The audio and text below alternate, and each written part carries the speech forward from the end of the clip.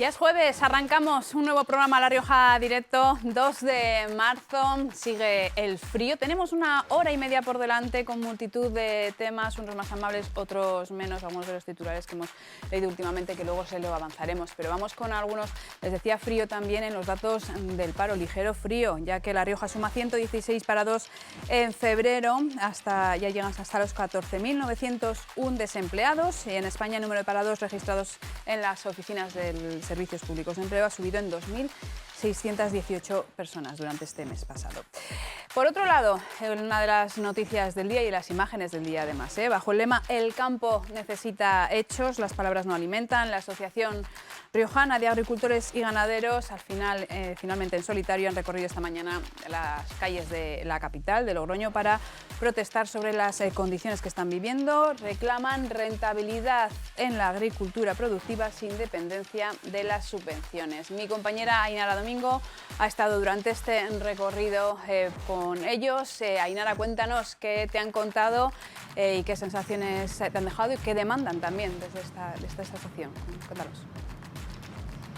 Pues sí, esta mañana a las 10:30 concretamente salían desde aquí, desde el Palacio de los Deportes, unos 300 tractores que estaban convocados para poner en valor su salario y porque, según dicen, ya están hartos de que no se les escuche. Hace casi un año de la primera tractorada. Dicen que no se ha solucionado nada, que no se han puesto a negociar con ellos y están hartos. Esto es lo que nos han contado. Venimos a reivindicarnos a una manifestación pacífica, digamos. Solo queremos que la gente de Logroño y la gente de nuestra zona se dé cuenta de que estamos en un negocio a pérdidas prácticamente.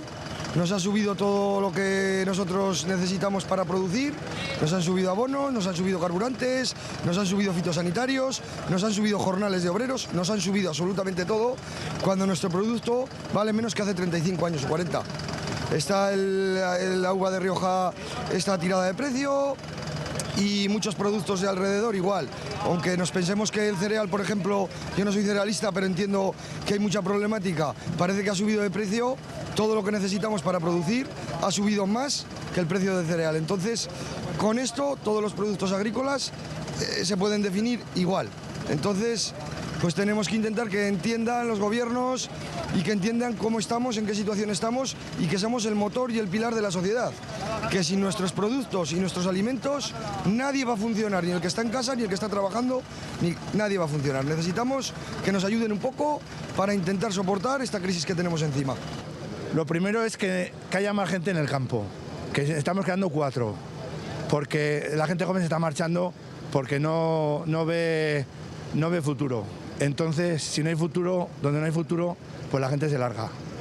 Y eso es lo que está pasando, y no hay otra. ¿Y los que estáis? Estamos hartos ya, hartos porque no se nos reconoce el trabajo ni el esfuerzo, no se reconoce. Y cada vez más imposiciones, cada vez más líos, y al final pues uno termina pues más quemado que la moto un hippie. ¿Me entiendes? Y eso lo entiende ya todo el mundo, ya se lo puedes decir hasta al que quieras, lo entienden. Lo que pasa es que nadie hace nada. Y a ver si los sindicatos se dan cuenta de que si desaparece el campo, a ver de qué vamos a comer. ¿De qué vamos a traer los productos? ¿De África? ¿De Latinoamérica? ¿De dónde vamos a traer los productos? Que es que lo vamos a tener que comprar al precio que nos lo pongan. Luego vamos a tener que decir, pues señores, es que ahora no hay tío para en el río, ahora tienes que pagar lo que te pidan. Claro, como está pasando con la leche, como está pasando pues con muchos productos del campo. Yo estudio, pero en mi casa se dedican al campo y tenemos una empresa familiar y pues al final colaboramos todos en el campo. ¿Y qué ves tú? ¿Qué te cuentan también y qué estás viviendo en tus propias carnes sobre este tema? Pues que cada vez el precio de la uva, la cebada y el trigo disminuye y el abono, los venenos y todo cada vez incrementa más el precio. ¿Crees tú tener la solución a esto? Yo creo que si desde el gobierno no ponen medidas y nos ayudan, no vamos a resistir. Nos cuentan que no hay relevo generacional porque no interesa. Tú como joven y como que estás metida también en este tema, ¿cómo lo ves? Pues yo creo que llevan razón porque cada vez la gente se dedica menos al campo y las fincas, cada vez hay más fincas que están abandonadas y va a desaparecer. Yo creo que el sector en los últimos 20 años ha ido bastante peor que hace 20 años. Hoy. ¿Qué pasa? ¿Nos hacen caso?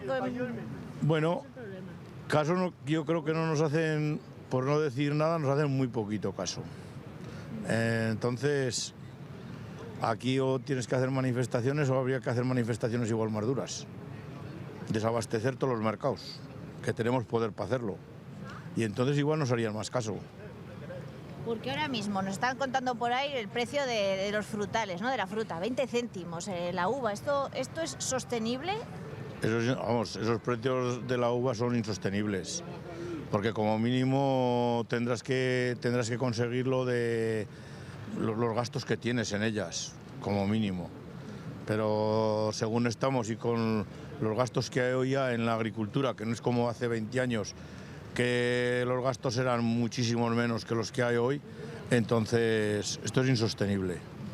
Nos hablan también del relevo generacional, que los chavales no... El relevo generacional, pues hay de todo, hay en unas zonas que se quedan más, en otras que se quedan menos, pero el relevo generacional va a ser un problema en la agricultura.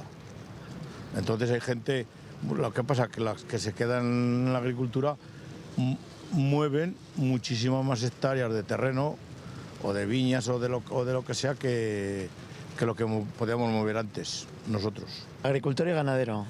Y bueno, tú que tienes algo más de años de experiencia, ¿cómo has visto tú la evolución? ¿Cómo ves el futuro Yo también? lo veo muy mal el futuro, muy mal. Como no cambie la cosa, mal, tendremos que cerrar. Mal, sí. Muy mal. ¿Cómo está el tema de precios, el tema de luego cuando se vende en el mercado las cosas? Los precios, yo pienso que los gastos nos comen. Está muy mal, muy mal. Yo creo que vamos a tener que arrancar viñas o vamos a tener que cerrar, de verdad, ¿eh? Mal. Hay quien dice que tenéis subvenciones, que tenéis ayuda. La viña no tiene subvención, perdona, ¿eh? No. El gasoil cada día más caro, los productos y todo. Está mal. Nos están quitando las ganas de trabajar, ¿eh? De verdad. Yo tengo 56 años y como no cambie la cosa nos quitan las ganas de trabajar. Yo admiro a los chavales jóvenes que vienen, pero creo que no van a poder aguantar, como no cambie. ¿Tú estuviste el año pasado también en la tractorada? Sí. ¿Y cómo ves que haya cambiado la cosa de un año a ahora mismo, a esta tractorada de este año? Prácticamente nada. Esto parece que está muy manipulado y no se ven movimientos, no se ven aspiraciones, no se ve, en simple una palabra, nada hasta el momento, pero nada. ¿Y para ti cuál sería la solución o alguna de las soluciones? Vaya, alguna. Bueno, yo creo que en ese aspecto, yo creo que los que tienen que poner cartas al asunto son los que están en los despachos, no ni este señor, ni yo, ni el otro. Eso es cosa de los que trabajan y cobran por ello. Solucionarse, aquí no se soluciona nada. Aquí nada. Aquí promesas, pero luego la verdad nada. Estamos igual. Bueno, cada vez estamos peor, porque hay mucha incertidumbre en todos los sectores. Ahora ya, fíjate, con el tema del vino ya estamos con la pata coja. Con que nada, a sufrir para adelante. Somos sufridores. ¿Y cuál sería, en su caso, la solución? ¿Qué podrían hacer los políticos, la gente que de verdad puede poner soluciones a esto?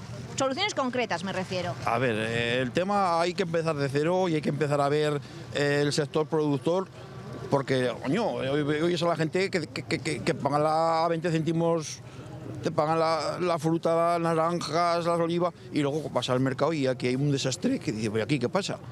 No, aquí el dinero se queda por todos sitios y a nosotros al final, ¿qué nos llegan? Nada, nosotros a trabajar, a pasar agujas sin hilo, ¿cómo se dice? Desde luego hay que encontrar soluciones, tenemos que cuidar a esta gente, a la gente que trabaja en el campo, agricultores, ganaderos, porque ¿qué haríamos nosotros sin ellos? Hay que encontrar de verdad soluciones. Ahí estaba ese SOS lanzado por Araja Sajá. Y cambiamos ahora radicalmente de tema. Lo habrán leído ustedes en las páginas de Diario La Rioja. Hoy se cumplen 3 años del primer caso de COVID en nuestra comunidad autónoma. Parece un sueño lejano, una pesadilla en este caso. Y ha habido, bueno, muchísimas historias que ha dejado el COVID. Algunas de ellas están plasmadas, como les digo, en estas páginas de Diario La Rioja.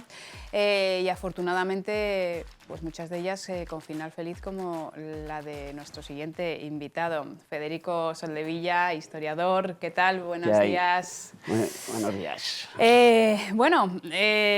Federico Soldevilla, que ahora supongo que celebrará varios cumpleaños. Recordamos que Fede estuvo 72 días en la UCI y otros tantos en planta, y cuyas secuelas ahora nos contará, pues se estará recuperando todavía unos cuantos años después. Fede, muchísimas gracias por venir, lo primero, porque bueno, en este aniversario, en este triste aniversario al final, ¿no? De lo que nos recuerda ese primer caso aquí en La Rioja y todo lo que ha pasado, bueno, pues contar con una historia como la que hayas vivido tú en primera persona y trasladársela al público. Vamos a recordar un poco cómo comenzó todo, Fede. Ese primer momento en el que supiste que estabas contagiado con el COVID. Bueno, yo creo que como en aquellas fechas todo el mundo, cualquier cosa que te pasaba, claro, estábamos todos pendientes de que podía ser COVID, y así fue por desgracia en muchas ocasiones. Pues empezaron pues, los sanitarios por el mayor riesgo que tenían y cómo se estaban haciendo las cosas. Éramos conscientes, entre comillas, porque nunca había pasado. Una cosa que es nueva para todos. Sí. Entonces, claro, yo creo que ya no son los negacionistas ni no negacionistas, todos estábamos en un... Pero ¿cómo puede ser que un virus en un siglo XXI que nos vaya a tratar o que nos vaya... Pero... Y además llegaba ese... Yo recuerdo tener ese miedo porque, claro, tú no sabías de si cogías el virus, a ti cómo te iba a afectar. Cada uno no sabíamos si nos iba a afectar de manera grave porque, claro, el virus ha sido... para unos una cosa muy leve y para otros, bueno, pues lo que hemos visto. Sí, es exactamente. Como era una nueva, cada organismo reacciona de una manera y muchas veces no sabes los anticuerpos que tú tienes o para qué se va a defender. Y pensábamos que lo de las personas mayores, porque todos pensábamos, oye, no, es que los que ya mayores, y estoy dentro de los mayores ya, pero pensabas que podía ser una cosa leve, porque claro, es que ya tienen muchos años, ya están esto, y como eran, decíamos, oye, pues que si es que la mayoría de gente... Al final, en invierno morían de neumonías y demás, ya antes del virus. Sí. Y esto que afectaba directamente, pues pensabas, oye, pues que tengo un poquito catarro, ¿qué tal? Yo creo que lo de las mascarillas, que siempre las habíamos tomado, yo entre tantos, sí, los veías ahí como gente extraña, esos señores que iban en mascarilla cuando había una pequeña polución. Sí, decíamos los orientales, que decías, pero estos que van... Y la verdad es que no teníamos la previsión de qué era, pero cuando empezaron los primeros casos, la gente, esos fallecimientos por desgracia que fueron masivos en las residencias, porque claro, unos reaccionaban con una simple enfermedad, una simple afonía, como fue, o cualquier cosa, y sin embargo al otro le pasaba. Y lo que no sabíamos es también el tema del contagio. Eso fue, yo creo que fue esto, sobre todo sí, los sanitarios. Es verdad, del comienzo. Nadie sabía dónde lo portabas. Decía, hombre, llevar la mascarilla, guantes, no entrar al ascensor. Los guantes había que llevarlo, después los no. Guantes, después yo creo que, vamos, y hablando de que bien les vendría a los señores ferreteros, vendieron 1000 artilugios y se pusieron miles de puertas automáticas por no tocar esto, pero claro, al final... Algún deje ha dejado, ¿eh? Yo todavía voy por las puertas... Sí, yo creo que a todos el codo lo tenemos más hábil que lo que teníamos sí. la mano. Bueno, y en ese momento que llegas al hospital, Fede, ¿qué recuerdos tienes? Bueno, tengo, mira, un vacío porque yo hago, de hace, yo digo... 40 y tantos años, o casi 50 años, hago mi diario. Y tengo que el último apunte lo tengo el 5 de octubre. 5 de octubre, que es el día que ingresaste. El día que ingresé, pero ingresé a las 10:30 de la noche. Pero llevábamos una semana, que es otra cosa de lo que nos pasaba en aquel momento. No era una persona, éramos cientos de personas los que queríamos acudir. Yo estaba tomando paracetamol, con analgésicos, pero recetados por teléfono, y claro, esto no iba mejor, a peor. Tuve parte de la familia que había estado ya, esto era la parte sanitaria, pero bueno, que estaban más en contacto y estaba ingresado, pero no teníamos cómo era, si no te rozabas, todos nos evitábamos Sí, incluso. claro. Mi madre era mujer que la atendíamos en algún momento de pues, tener que ponerle la inyección y tal, pues teníamos más cuidado por ella pensando en sus años. Pero bueno, íbamos y nos íbamos arrastrando. Y yo ese día, el día 5 de octubre, pues desde por la mañana mal, del sofá tal, y al final a las 10:30 de la noche, y con el buen criterio siempre, que no lo decimos para eso, pero de mi mujer dijo, nos vamos y nos vamos en taxis. Ni llamamos a los hijos en ese momento, dice, vamos a eso, dice, oye, a urgencias porque esto lleva 5 días de... Y total, que entré y ya no salí, no me metieron en urgencias y allí me detectaron el COVID y la gravedad que sería y ya entré de allí directamente a la UCI. Y 72 días allá. He leído que narrabas, bueno, ya nos lo contaste en algún momento, ¿no? Que de esos 72 días tienes como flashes, ¿no? Sí, yo te quiero decir, ahí me faltan muchas, porque claro, dices 2 meses. Me di cuenta lo poco, o sea, lo que sí he sacado en esto, que realmente las personas no somos innecesarias o que nos creemos que sin mí el mundo no funciona. Pero allí, claro, eran horas y eran las 24 horas del día. Y tengo, pues eso, primero la gravedad, algún momento, y oye, pues que hoy me han hecho no sé qué prueba. Estuve comiendo 4 meses por aquí, digo, entre pitos y flotas, hasta que digo 4 meses, todo el tiempo de UCI. Entonces, era, pues no sé, ver un reloj que tenía allí en mi habitación, ver que lo que pedías, que yo sobre todo eché en falta, cuando me tuvieron que hacer la traqueotomía y demás, el poder perder la voz. Y entonces ellos, que eran los que me tenían que cuidar, y entraban 3, 4 personas, pero desde lejos, claro, yo que tengo sed, ¿no? Que tengo sed.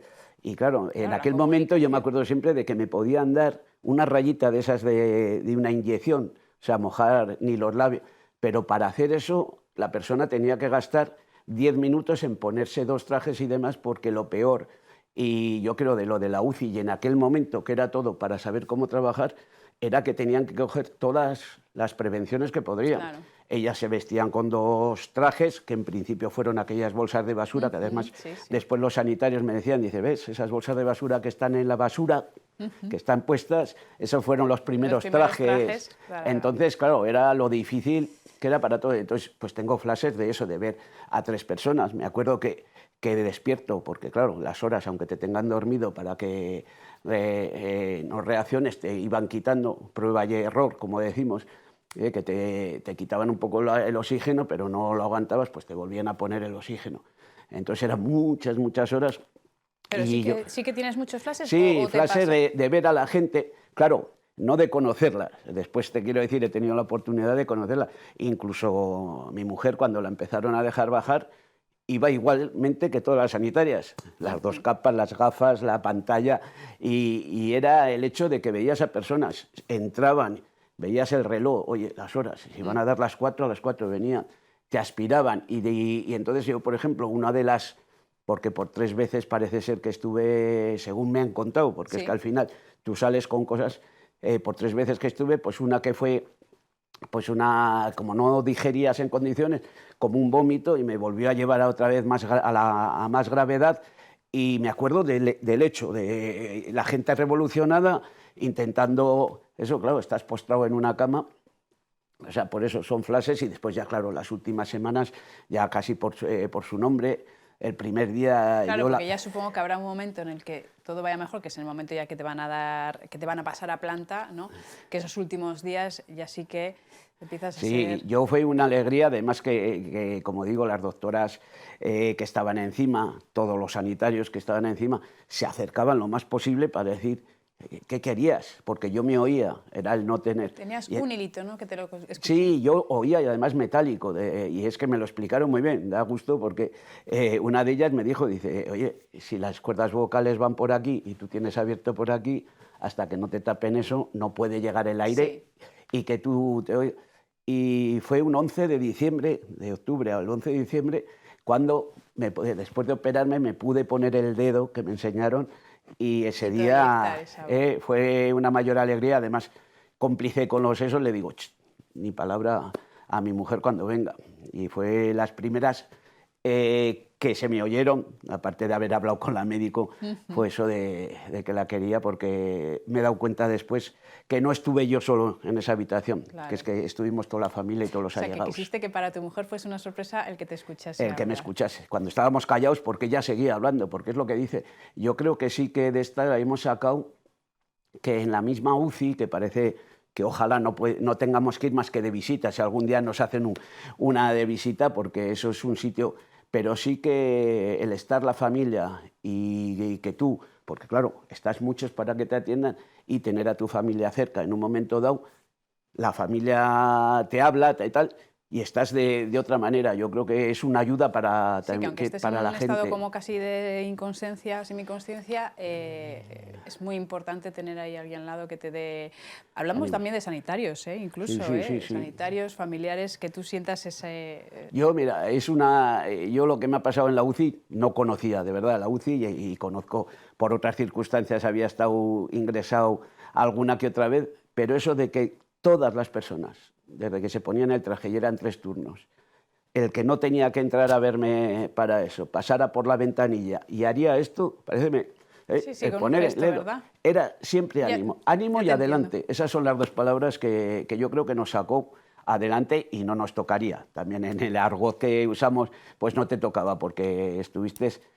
Pero sí que la gente que se ve, y yo lo que sí sentí allí, que más no se podía hacer. Te quiero decir, los sanitarios y los médicos, y si alguna vez, oye, pues que ha sido que es que no se podía hacer, y eran otros, y es que estaba todo lleno, veías que corrían, o sea, por la noche cuando tocabas la alarma veías que, vamos, es que empezaban a pasar por allí. Fue muy duro y cada uno lo ha sentido de una manera. Yo digo que los enfermos allí, más o menos el tiempo que te tienen de alguna forma dormido o semidormido, pues no lo sientes, pero hemos estado mucho. Y después, otra fecha que recordamos, que cuando la alta, en enero, el 14 de enero, cuando me mandaron a casa, fue el primer día que el móvil de mi mujer desde el 5 de octubre se apagó. Esa noche dormimos sin tener el móvil, porque era... ¿Y se volvió a encender el 14 de enero? Desde el 5 de octubre al 14 de enero estaba, porque las llamadas cuando estás en la UCI era, pues eso, 10 minutos, 20 minutos, con mucha amabilidad y demás, pero diciendo pues que progresa adecuadamente, que va para atrás cuando está tanto tiempo. Y después la UCI, el peligro que tiene no es solo la enfermedad, es que donde estamos se están tratando con miles de enfermedades. Claro. Entonces el cuidado que tienen que tener para que no haya, porque allí es raro quien no coge algo más que lo que ha llevado, pero sí, después te sacan adelante. Qué historia, madre mía. Fede, ¿qué tal estás ahora? Pues bien, yo creo que reconociendo que no somos, ayer lo comentaba con Javi cuando hacíamos la entrevista, que no somos el eje del universo, ni estamos...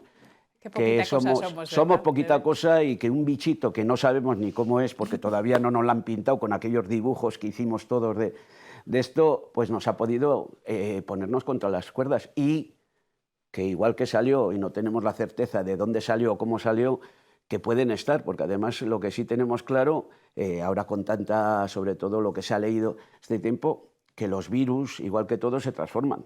Y nosotros tenemos que ir, pues eso, por eso es tan importante la prevención, de ir vigilando que lo que nos pasó, no es esto es de cada 200 años, ¿no? Que mañana puede venir otra enfermedad y demás, tenemos que estar alertas. Vulnerables, efectivamente. Y yo creo que hacer una buena campaña desde todos los gobiernos y demás, donde la prevención y el conocimiento para todos, pero que sea efectivo y único. ¿Y la inversión en ciencia? Inversión, bueno, eso es primordial. Yo creo que la formación para todos nuestros sanitarios y en todas las actividades de la vida es primordial. Nos tenemos que ir adaptando y vamos. Fede, para acabar la entrevista, tú que eres historiador, además insignia de San Bernabé, que explicas maravillosamente los monumentos, las iglesias, los edificios, las calles, las simbologías de oficios, ¿a qué rincón fuiste la primera vez que pudiste salir? No te voy a decir a dar un paseíto, sino decir, me voy a ir a este sitio que me apetece. Pues mira, por recordar además que cuando me llamaste de TVR tenía, porque el día de antes estábamos haciendo visitas y nos tocaba el reloj de Bergerón. El reloj de Bergerón ya ha desaparecido, pero donde fui al cementerio, y entiéndaseme, porque es uno de los lugares que le tenemos mucho cariño, que está toda la historia nuestra, de uno y después, allí, y fue de los primeros sitios que bajé, cuando el tema es que no sabes cómo sales. Yo salí sin saber hacer la digestión, salí en silla de ruedas, me manejaban con grúa mientras estaba allí. Después, la verdad es que el cambio a unos parece ser que nos han recuperado, y yo puedo decir que si no estoy al 100% será al 96%, pero muchas cosas ya son del DNI, tampoco le podemos echar. Yo creo que en este trago lo hemos vencido, pero sí que ahora lo que nos queda es decir que estamos, pero que tenemos que estar alerta, y sobre todo invitar a la gente, y sobre todo a la gente que parece que no nos va a tocar, que da igual la edad que tengamos, porque por desgracia ha habido de todo esto, y que nos tenemos que cuidar todos. Ay, Fede, pues un placer haber charlado contigo. Muchísimas gracias por venir a contarnos, que ya estarás harto de contar tu historia, pero la verdad es que merece ser contada. ¿Qué quieres que te diga? Nos vemos por las calles de Logroño, ¿vale? Sí, eso sí. Y además eso, que decía también, y acababa así lo de la prensa, y lo quiero decir, es que los últimos dices, ¿cómo agradezco a esta gente que ha hecho tanto por mí? A los de dentro, y todavía tenemos pendiente que yo quiero que todos los sanitarios de la UCI y demás, aunque sean 2 turnos, como dicen ellos, aunque para estar todos, visiten Logroño y conozcan también algo más que su Pues ojalá se cumpla ese deseo. Gracias, Fede, un Gracias placer. A vosotros. Que nosotros continuamos con el programa de hoy. Ya lo saben que los jueves dedicamos también un espacio a proyectos, empresas sostenibles. Y hoy nos vamos a conocer una que está ubicada en Albelda. Esta empresa se llama Cofitor, que hace casas a medida con materiales y tecnologías sostenibles. Vean.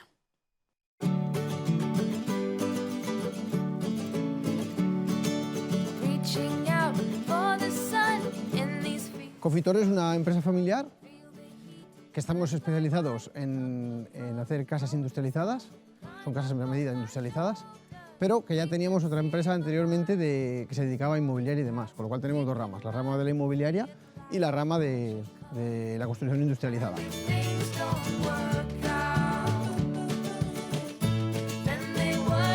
Sí, pues Cofitor empezó en el 98, así aproximadamente, como inmobiliaria y como promotora.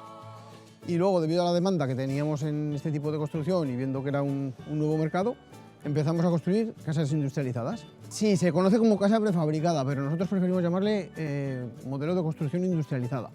Es una forma de construir diferente a la forma de construir tradicional. Esto no tiene que ver nada ni con la casa de madera, ni con la casa que vienen hechas en paneles. Es una construcción muy sólida que, en vez de hacerse en el terreno, se hace aquí dentro de una fábrica y luego se transporta hasta el sitio. Con lo cual es mucho más sostenible, el impacto medioambiental es mucho menor y podemos trabajar la casa como nosotros queramos, debido a que la hacemos dentro de una fábrica y se pueden optimizar mucho mejor los costos.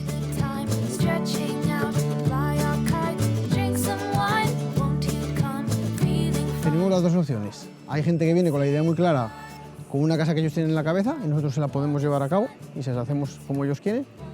Y hay gente que viene dejándose un poco más asesorar y buscando algo que tú le tienes que enseñar. Entonces tenemos modelos estándar y luego tenemos modelos a medida. El modelo estándar son unos modelos determinados que tenemos, que aunque sean estándar van siempre personalizados, puesto que cada cliente los hace luego a su manera, le da su toque, y el modelo a medida es completamente a medida. Hay gente que nos trae la casa dibujada en una servilleta y de ese dibujo le hacemos su casa tal y como él quería. Los acabados, materiales... Hombre, partimos de un modelo de construcción. Nuestro modelo de construcción son casas modulares, son casas que se hacen en módulos que luego transportamos por carretera, pero tampoco nos impide nada, porque si una casa es más grande se hacen más módulos y si es más pequeña se hacen menos módulos. Son todas con estructura metálica y luego pues luego sí que la vamos personalizando un poco a gusto de cada uno. Nuestro tipo de construcción genera mucho menos residuo e impacto al medio ambiente. Son casas unifamiliares, son casas que se equipan con placas solares, con equipos que son muy sostenibles.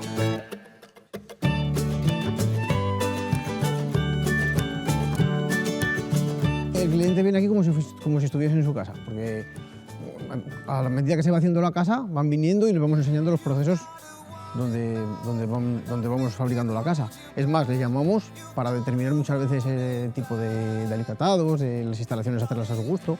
Entonces son casas que se hacen un poco a medida del cliente, a gusto del cliente y bajo la vigilancia del propio cliente. Los plazos son mucho más cortos en una obra. Aquí se acortan plazos. Aquí hoy está un día muy malo, está nevando y aquí estamos trabajando sin ningún problema. En la calle hoy es un día mucho más difícil para trabajar, con lo cual, entonces, al trabajar bajo techo, pues siempre controlamos mucho más todo el tema de plazos, sobre todo.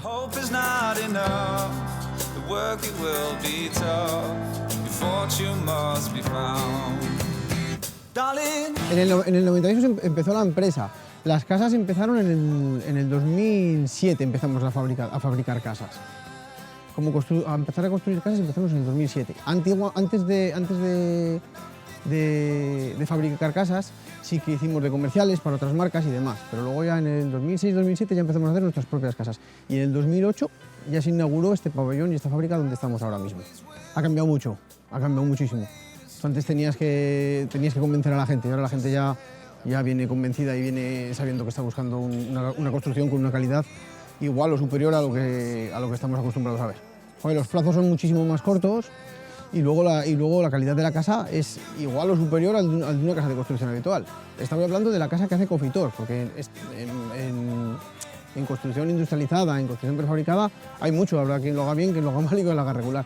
Nosotros, la calidad de nuestro producto es nuestra bandera y la innovación. La casa que hacíamos nosotros hace 10 años no es la misma que la que hacemos ahora. Sí que estructuralmente es la misma, pero siempre vas cambiando, vas innovando, vas mejorando. Entonces tenemos un producto de muchísima calidad y nos conocen pues, por nuestra calidad ahora mismo.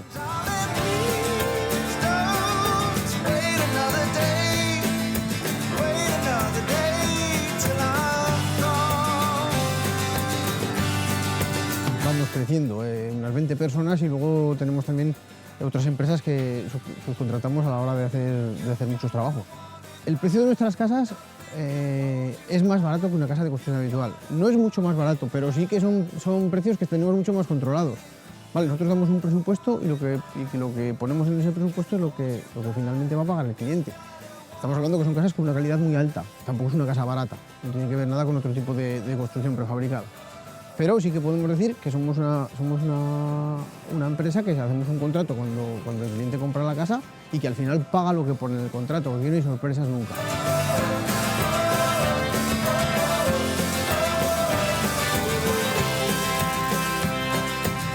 Viene de toda la península porque la forma de construir nuestra no podemos ya tampoco salirnos de la península ni irnos muchísimo más lejos por el tema del transporte y demás, pero sí que se trabaja por toda la península, principalmente de Madrid para arriba. Somos un referente en la construcción industrializada en esta provincia.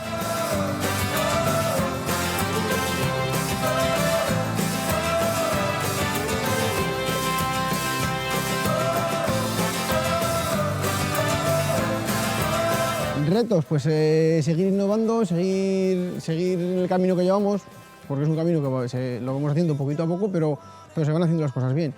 Entonces que se nos conozca por nuestra calidad y por nuestro buen hacer. Estamos trabajando en un proyecto que va a ser impactante a nivel europeo, bueno, de una casa un poquito especial.